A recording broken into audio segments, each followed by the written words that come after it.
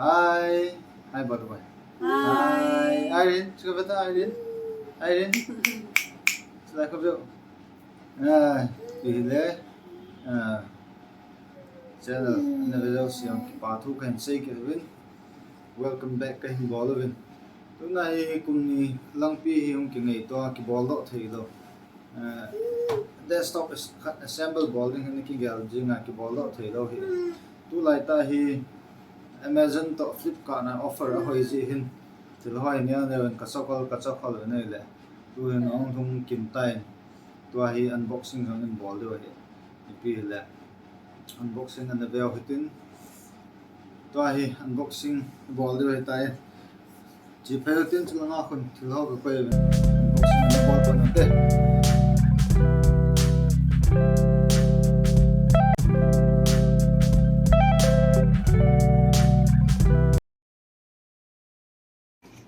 Papa na hi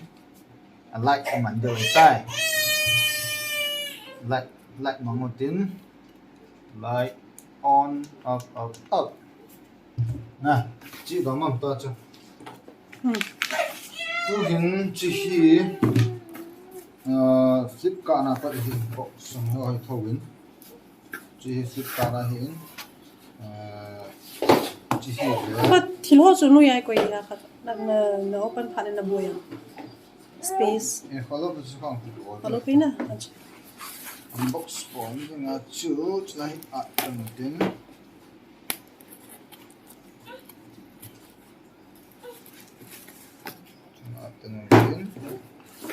pale lai hong do tin sunga hi itiham gas na bo so in chi hi box na chang phone le mong do tin chi hi MSI ko na G4 GTX 10050 Ti graphic card hi 4GB RAM bo hi in 4GB RAM hi entry level adinga atho hi ta sungai pi mugam chahin join MSI reward program tin reward na di well main thing chi tan chuwa hin ama graphic card user manual ti ta user manual an mong koi tawin chalanga thil choi do han jang ang koi ke ta ma oi ha bo ke ta chapa ha po tho ma jing punung le amanan ki bowling ita chi graphic card quick user guide in pautam ta akisun english akisun in dutch akisun portuguese akisun in port france I spanish tam ta akisun hi tu line chi koi na sim ta pon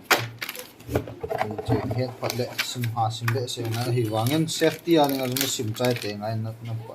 za ma sama chi hi sunga chi hi chi dual fan chi graphic card hi tam zo editing na ball chai thing le rendering a jong na manding a hello lo koi tabang game ki chem nom hoding a jong ma hi entry level ading a phatho in gamer hoding ki sim na hi video editing na lo le website design ho jong man che ma hi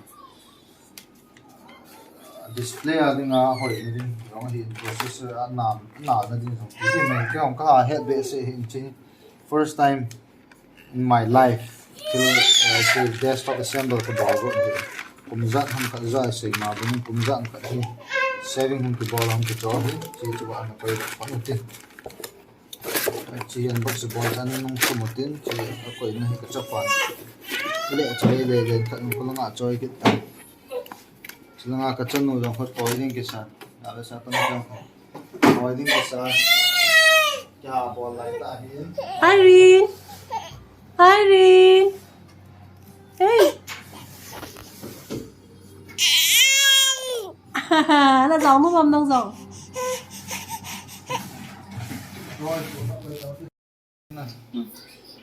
Banan laptop ni thamkat ni khen do tu Maspenin cabinet jong he at ve kyong sai tan he ti lo do tin mai la do ji hi ta ball ding or ta lo ding ji all ta na na ti lo wa boy ti ding box na din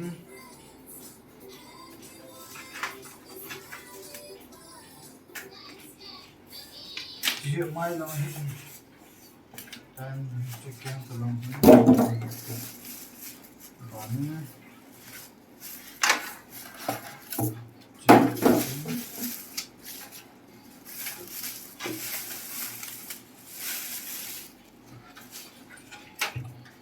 chicken chicken dust filter hi là hi magnet ra chỉ la đó ding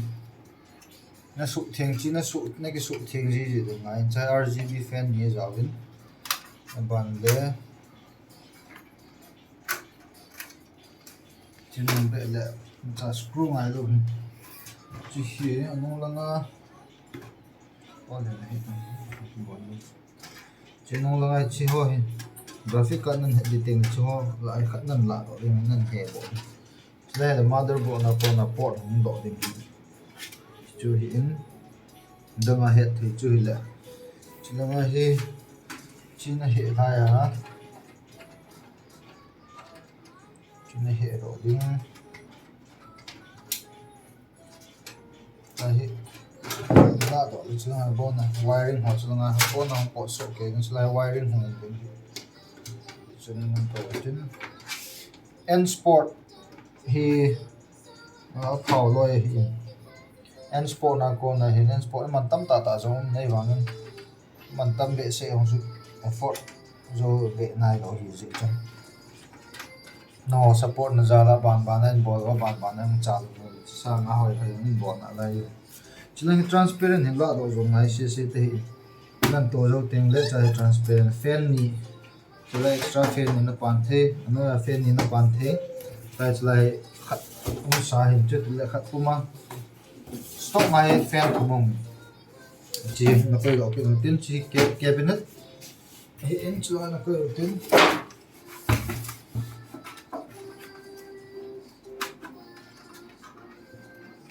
filter hi aboi na khat wang hi le pham te le chulai mesh filter hi am ta chapong na ha so kha ang chi cha drawback khat wang chi hi ewan kho na sa lo le wang chun nam thoi tai ke gel dan wang hi chi den pa he le ki jam jo ding ni pi le chung a hi ni ke no te na power button cha men cha USB ni cha headphone microphone USB to port to mo chỉ reset bỏ nó tua dâu tiền thì chỉ reset thì chắc không họ có nào nó set đi rồi này chỉ nó quay độ kia một chút chứ lắm á và nên processor thì khi processor thì sorry motherboard thì chỉ hiện là trên motherboard thì chỉ flip cả là cái này chúng tôi sẽ online là cái gì à sign port đó thì dùng temperature sang gì vào là cái hôm nay cầm được tìm thì lôi chỗ đi ngon đấy online price đó offline price thì cũng này giờ cái mình rồi cái chỗ thì hiện chỉ B550 gaming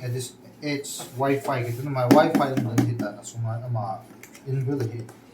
kim khadi wifi card đồ về này số mà đây thì vàng áp phép chứ là sum nó này là wifi card ho chu thu wifi zo motherboard no cho wifi card na to bia la range sa sao ai wa ma hum tha hi range si puti na sao le se ko ai pion la company na pi sa sao ti ni wa sao ta din na reliable bet se no la hin case stand of notification hi la hi keyboard zo hi chi motherboard ni hi chla hi do ding chi do hi anoi langa hin mother chi cabinet na kon stand khat nam hi chi to kon su to do be ni chi ma chi hi le atu le in aman hanai pi za kai ram description anoi langa hin kan koi generate the aban chi masangan please like subscribe to aban the bell button chin na me on the bell kan upload kan bol si notification na mo de subscribe na lang ron subscribe to na nei ki thopi na thei nei ki thopi rin like ke ho Ivan and Irene YouTube channel ko na request in hichi hin motherboard chia phát này phim từ RAM slot nhiều mình 200 exactly wants to head the point manual is the heading chu koi thein chi SSD a hi in lai graphic card a hi in tlam graphic card ni yom dai ni na koi thein ban le chilanga hin fan outlet put a pick even hichipa hi anong langa HDMI hen nang chi mouse masang la lui mouse at tu lai koi man ko ko tu lai mi zo sin USB mouse among tai cha type C USB type C pi wahi wifi la so hi antenna pi gan la hi ke to ban le cho hi bona mono pp so le hin ma sang a hoi zep jangomin ma sang a hoi zep pa kho ma chlan extra fan jong pi win ban le sound na dinga chom be mo hi chi yong hi azau nan hi chi sang a hoi zo he pi u chi chun so da ba chi chi cho yo nang chi chu so do hi chi na koi teng le na chi the ngai na ji chu chilang kai hi so hin azo manual an pen chi dot ni chi ten ni ban le chi thuma hi screw mo mo na to kha sa lo ding tina hin manual a bi mi su ding ta ai pi da ta ta se do min ko tin chi na koi lu ki na tin chu a hin chom le cha an ko tun box sai pi za bo bi ki chan dis za bin hi chi le SSD na to teng le akil na ding ban assemble board teng le no de chi le pet che hin ho la na bi ta le banin chila hin MSI te gamers and creators te editing atam zo editing ka bowling je a chicken creators a jaw ka cho hi ni cho mai editing a ding ba cho hi tong ka ta bon chi antenna hi in to chai te in assemble in board chai te hi chila hi in so in job de chi antenna ama range chi te ko tin tin chi ha la yan chi le cable hon na mel chi jing na dinga cable ho ma po na hin chi na kho do ding cable na pe ding ban chu an cable an pin sata hin ban le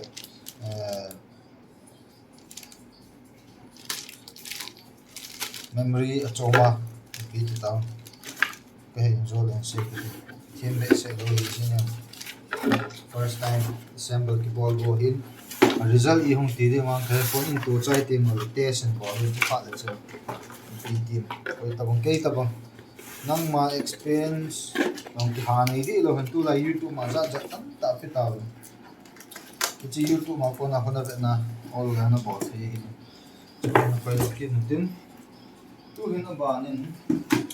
ki processor di chi Ryzen 5 series 5000 series in Ryzen 5000 series in chi hi ama main processor hi 5600X18 hi chu graphic card na man loading a le X pa hi lo G pan kila the cha hon ma graphic tham kha ja ai pi ong chun ha gaming ball no holding graphic card nai te then without graphic card na nei lo le na gaming chu FPS frame rate ho so hun ni chi level hin chin hong do ki no tin chi chu an kat tin chi in sungai kya tan la do ngain la do teng le la do teng lam sa pe na chin la do chi processor ti chi computer chip a chip chu chi brain chi hi la fan asu da na ding hi chin la do ding chu ga hi chuwa ma hi du zaw sa hin chom ba khat ma hit sing bu tha be ngai lo hi ma company na bi sa hi tan ma modern na fe chi chlai to so to chna chuwa mother bo ni be ru du hi chi zo long le symbol bo te mo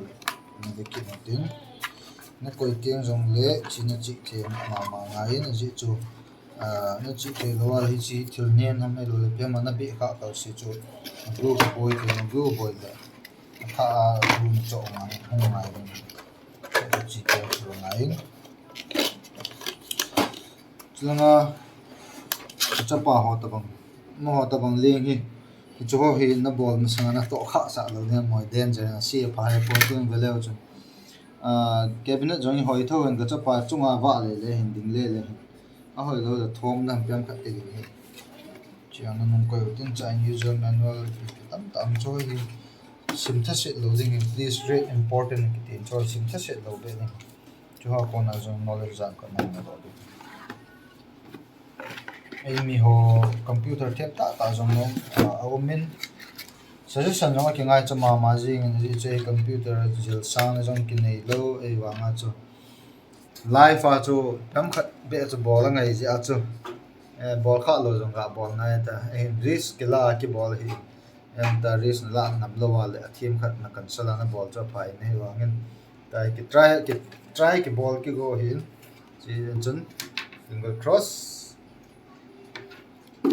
try coi đầu tiên ra cái cho hard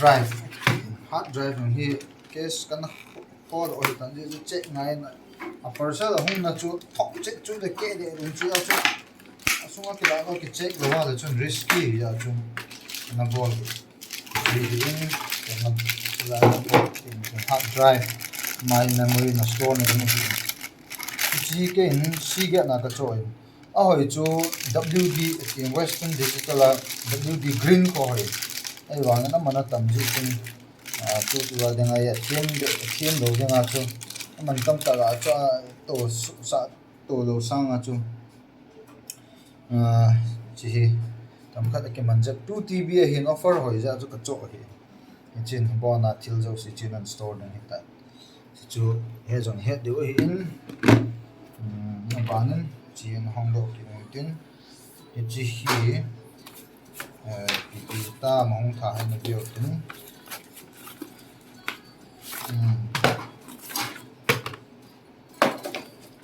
chi RAM hi chi RAM hi ma RAM hi nang chula ka sei bonga chu RAM slot lium hi chai kin ni ka cho hi e pi jong de RAM ta bang ham bio tin an ki be omin chi careful ta na na in mun ya ki be hi an la do ding ka hi keu do en lang ching hi lo chum hi do chi ten XPG gaming a ka cho no offer hoi ja ka cho hi chi sang a hoi jong tam ta min light na de RGB chlai na to teng la wa jong min jo ko pat na ku phem te na to teng le ram min na tong poi lo light lu na lu po jong he chat chat ding ai wa ngin ke hin chi cho hi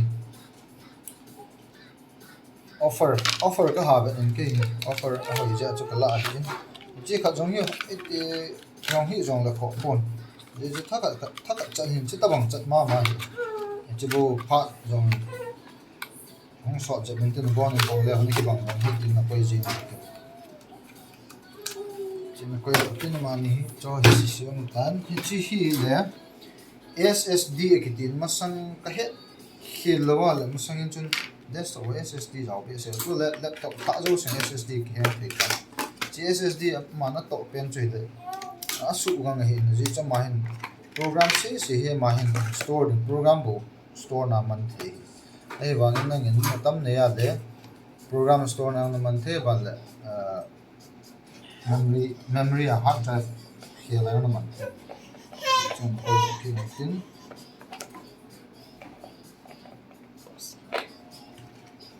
bây chăm chặt break na la ki no tin zo la ki ma to ki no te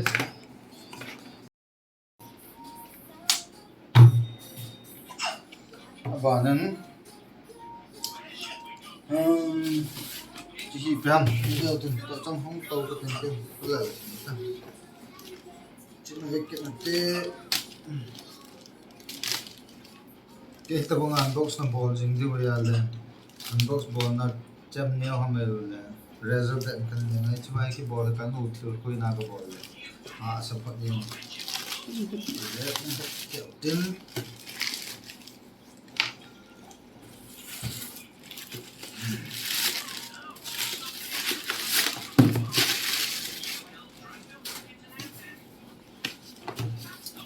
chỉ power supply hi chỉ cái này là cabinet box à nó khó là thang yên này pilot là không cái tin chỉ cooler master cái thì corsair cái thì hơi lôi thì thâu tay As a general offer, is a line 550 kala hin. Is it chicken 4 GB graphic card ka to de ya chu kala hin. In future RAM ka so tam no si chong ka pi ka man in future proof. Ai wangin graphic card more than 8 GB apa chung long na man ding ala 6 be pha mai che wa. Ji chu pha ke lo ala function chu hin na bang ta num to tum. The component no chu sit he hin. Ji hong lo ke tin.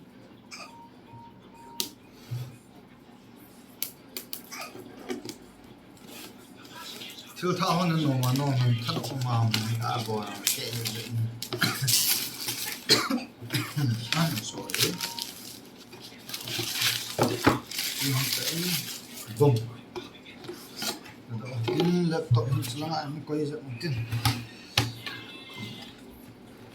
Coba hi kabel dong tam tak jauh tadi. Masa kita nak back kat jauh pi thaji hom kita tu lah pi thaji tu problem ho jauh. Jadi main power ni jadi screw hi lah hi pang lo dia ni tu. Hi screw up hi CPU nama cang ni je jo khat le. Box hoi ta le 90 km ti ka nai. Ji kim khan ji ham chin hi ma hi sa ji hi lo hi. Ji silica hi. Ji pizza ki koi ham ti le asunga moisture ma controllable. Thilna cho teng na mo jing de hin. Ai pya ki mang ham ti chunan he lo kha le. Ji kin de thei lo hi. Chapam hon jo la ne kha the cho. Pai mang kada ta dispose bo ngai pai mang ngai. Cha ko tin ki screw cho an ko tin. Hi le power main power ahin 3 pin omin kim khat ko hi chi 3 pin jaw lo hi chi jaw lo hi chi te ni bo hi chi te ni bo jaw ko aboi na tam ta amen ji chu wall socket anan pan teng le hi chin an tu cha ding thumin an ma ding tu ti lo wa chi ang ki khaw no me na next extension ko cha loose thima le chi khi thajin chi hi cable EP pe tu na ding a bo na jing ban part ban teng le assembly bolting le say kit now tu so here bo na I think set it an chi chin chin ko lo tin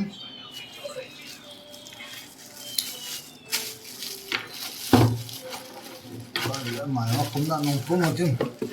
so la ban hi ga do tin bo na tin sa tu back ga zao ji back em tu là cái hầm thì họ dùng hi company họ dùng hi vậy mà nó ra thì nó hình cái là rồi cái chai liền cái lệ mang thôi thôi cho nó chỉ user guide thì chỉ sim tệ tệ ngay bạn ấy chân nó có cặp cặp tay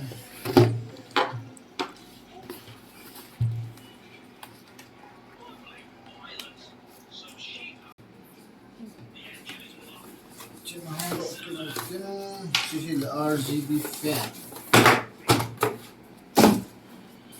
RGB fan hin and sport ama ma hin chlaya zo ka se na CPU cabinet na fan pan pe the ki chu chicken thum cho be leading dol ta hin thum ta cho ta ta no ta ni pi boy na boy pon so ni ta bo ham ni ja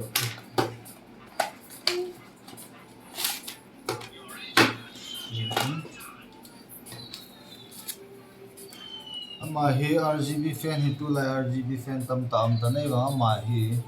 constant a color na khel thei lo hi tam khat man hoi do ma color na khel thei remote jong ma ne de ya na khel thei no no thei no nei wa ngan ya n sport chi chong ki to thei ka na ma company khat a chakala ma hi RGB ki control thei lo in the just kan tin quay độ quay cái nào hết những khai chui chỉ motherboard chung ai thiếu gì là quay đầu cái gì chỉ là chỉ cái là mà tu hin yes nó cái nào tin power backup hin do cho con gọt gọt ăn cho nó hiện to không lèng thôi nó đọc tiền là box nó đọc tiền là to hiện tại nó đọc ngay rồi chỉ cái đó mà là to hin nó không lèng thôi cái thil cho ai rồi cái tấm box nó đọc tiền cái box packing hỏi nói là gì cả cái nó bể gì đâu ra thì là kỹ kinh để phải cho tôi là lưu hi mắt vào tất cả những cái chỉ tu nha cần khẩn đó hiến kệ rồi nàng rồi cái sản xuất đeo tiền vàng đeo tiền kệ kệ rồi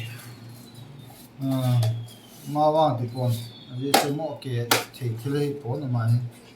này vào nên chị thấy cái vào trong buồn thì chỉ power backup hôm nay trong cái hông rồi nó mà là mình backup bị cả chỉ hiện tin tu hin mother keyboardและ mouse combo เห็นที่ Zebronic hin Zebronic transformer เห็นแล้วเวลาจะเห็น reading LED กิติน gold plated USB กิติน 3 bright level กิติน gold plated หัวพัดในแฟ้มผลิตไอ้หอนสามเอกายตีมันที่ rust จีเบจีน่ะมัน preventable เห็นแล้วในห้องดอกกินตินtin tất cả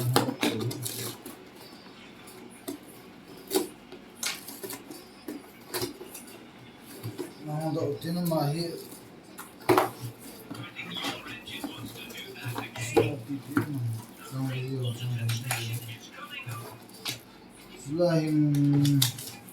user manual admin trong kata semangai na dito function head na din ay hinda hết sau qua thì này là xin ngay vệ sẽ có xong hết những cây tập nga hết rồi còn là xin ngay chỉ Zebronic sai phát động thì ham thì đã mà hi cái aluminum casing ở phía thì chỉ em ta xí ra là khi xả khá nó chỉ thọ nên tụi nó nông hết rằng thế này mà chỉ thọ khá luôn mà khi mà sound thì mình khi press vào cho nông thôn là niệm nè cái ham giống ở hiệp quân ấy và niệm để giống ở hiệp quân keyboard hay tam tam chỉ gold plated cái tin pen chỉ hình camera cái một thấy lâu đâm cái point chỉ gold plated hình silver plated gold plated lâu chút cái hình nó không có thể đinh hình chỉ tao khát hi chỉ tao bằng hi đinh hi chỉ tao bằng nó mua sầu được hình chỉ cho hình cái hình á chỉ hi mouse hình rồi đó những sáng mà tụ rong rất nhiều gì comfort mà gì hình gaming holding gaming hello là game cái chim ho đừng awang cho best hiện năm mà aman price to cũng gì thế đừng cho mình tâm để sẽ po aman thiếu tu na thiếu unbox cái ball rồi sẽ nói là link cái đừng hiện là chỉ nói là link click được chứ cho ball là cái chỗ nào ho hiện Amazon hiện Flipkart hiện ball là cho mình to ông đừng này vào là price vang cho kinh cái chỗ nào lệ nó hòn nó vẹt vào cho khi mấy thế cần mấy thì chỉ năng vào này đây ai thì là nó sao in cái tiếng light on cho light here my light on RGB thì giúp cho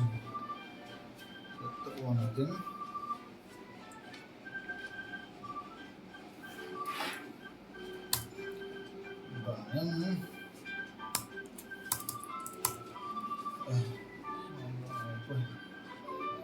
chỉ khi cần tổ đến hiến keyboard cần tổ đến hiến và màu sống sẽ tổ tiên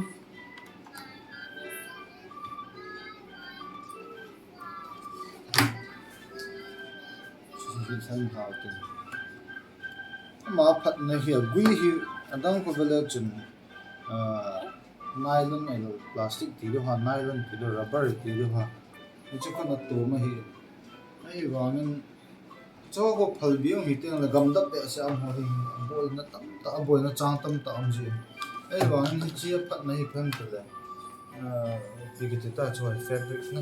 fabric thì là mà nên cho pi thì chỉ pon to bằng khát cái gel pa của chỉ phật bị giống là extreme cool extreme hot na mà hin ở về này tại chỉ keyboard này chỉ là mouse nó mà color cái khéo đấy GPSI na set na hi GPSI set na hi in aban hi chi hi chila hin veleo chun light bulb lim khatam din china me light ki khel ding na me ke li khel ki ding na me ke off ding chi off na hin chin on ki chi hin color to moment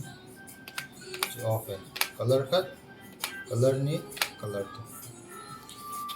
hi chu hi in tu ni unboxing ball now hi chen na chai hote na ba na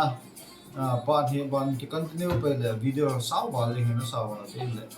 de ho ding zo boring ji chi chun Aban assemble ball na hi part aban video next part na beki nute. Comment han suggestion hi ong ki ngai chu jingin ari chu sei ma banga first time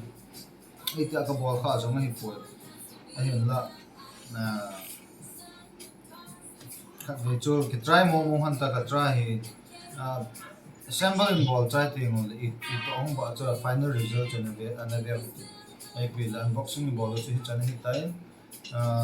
tôiต้อง subscribe บอลนายเราจะสิ่งลงเสร็จแต่ subscribe ในบอลตีวินลัง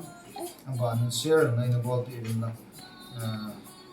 suggestion พี่น้องมาลิงก์จง welcome ให้จริงๆ comment น้อย comment